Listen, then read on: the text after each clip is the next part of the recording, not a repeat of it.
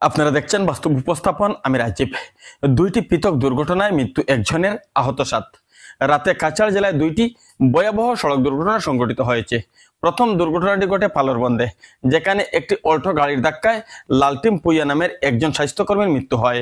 দ্বিতীয় দুর্ঘটনাটি ঘটেছে ময়নারবন্দে, যেখানে একটি ডাম্পার গাড়ির ধাক্কায় এক শিশু ও এক মহিলা সহ আহত হয়েছেন 7 জন। প্রথম দুর্ঘটনাটি সংঘটিত হয় শিলচর ইম্পল জাতীয় সড়কের পালরবন্দে। লালটিম পুইয়া রাতে কেনাকাটা শেষে কোয়ার্টারে ফিরছিলেন। এ সময় দ্রুতগতির একটি অল্টো তাকে ধাক্কা দেয়। ঘটনাস্থলেই লালটিম পুইয়ার মৃত্যু হয়। লালটিম পুইয়া মূলত মিজোরামের বাসিন্দা। তিনি দীর্ঘদিন ধরে কাছাড় জেলার আলিপুর হাসপাতালে রয়েছেন। দুর্ঘটনার পর চালক অল্টো গাড়িতে করে মৃতদেহ নিয়ে আলিপুর হাসপাতালে মৃতদেহ ও গাড়ি রেখে পালিয়ে যায়। দ্বিতীয় দুর্ঘটনাটি ঘটে শিলচর হাফলং জাতীয় সড়কের ময়নারবন্দে। ময়নারবন্দ এলাকায় পাথর বোঝাই একটি ডাম্পার ট্রাকের সাথে মুখোমুখি সংঘর্ষ বাহনের।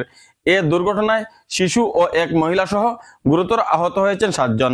আহতদের উদ্ধার করে দ্রুত শিলচর মেডিকেল কলেজ হাসপাতালে প্রেরণ করা হয়। পৃথক দুইটি দুর্ঘটনায় একজনের মৃত্যু ও 7 জন আহত হওয়ার ঘটনায় শোকের ছায়া নেমে আসে।